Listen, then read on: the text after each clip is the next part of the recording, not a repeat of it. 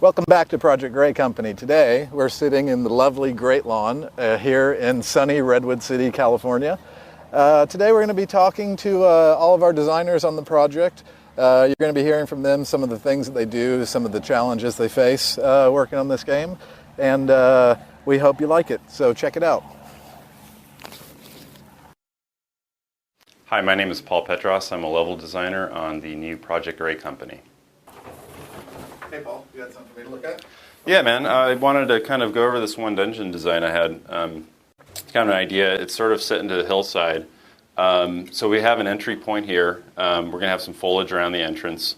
The kind of the trick to this dungeon, though, is that we're going to have a secret door kind of from the get-go. Again, it's going to be some kind of confusing passageways. It's kind of a tight, more hallway-esque kind of passageway. It's, it's... Hey, dude. This doesn't look like a dungeon. It says Paul Rules. Hi,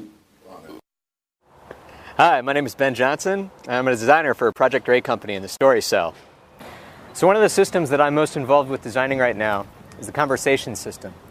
And as you may have expected, there's not a lot I can tell you about the conversation system right now. But let me just say this. I've taken a personal goal that nobody should ever have to hit the skip button. In fact, if you hit the skip button during playing Project Gray Company, then I have personally failed you. So come up to me in the street or something and punch me in the shoulder. My name's John Paul Dumont. I'm a designer on Project Gray Company. I work in the Story Cell, and the main thing that I do is to design the story of the game and a lot of the quests for the game.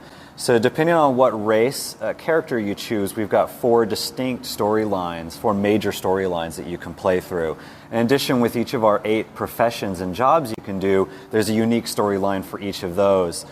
Plus, each character that you choose, there's up to 16 different legacies. And each one of those legacies has something to do with your family and your background and your character's history, and you uncover some of those mysteries of your character as you're playing.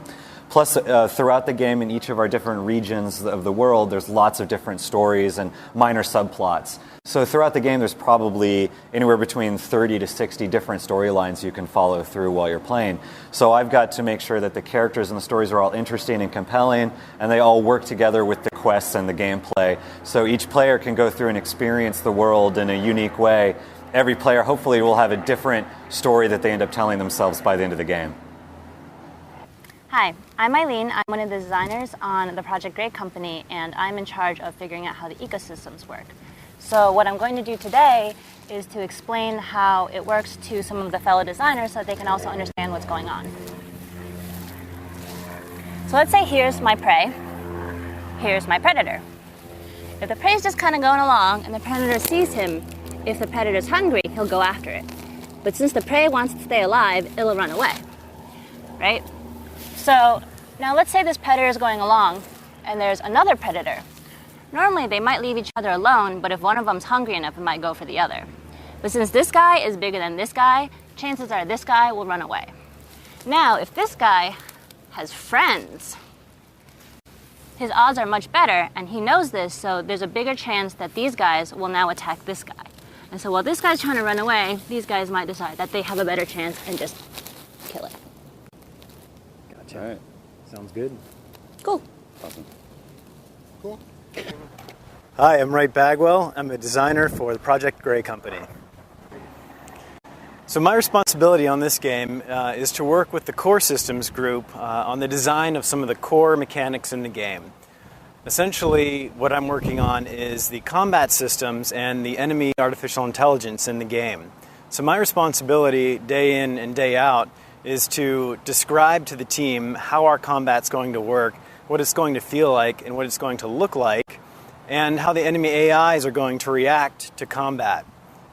So I think one of the things that's going to make our combat very interesting, and what's going to make it feel interesting while you're playing it, is the fact that unlike many RPGs where a lot of the combat is simply left up to the systems and is sort of being calculated behind the scenes, it's very numbers based, ours will have those systems, but in addition to that, we're going to have a very good console feel.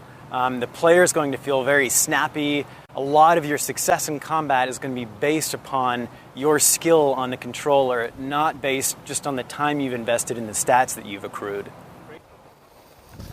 Hey, you guys, thanks a lot for tuning in this time. I hope you enjoyed our designer video blog.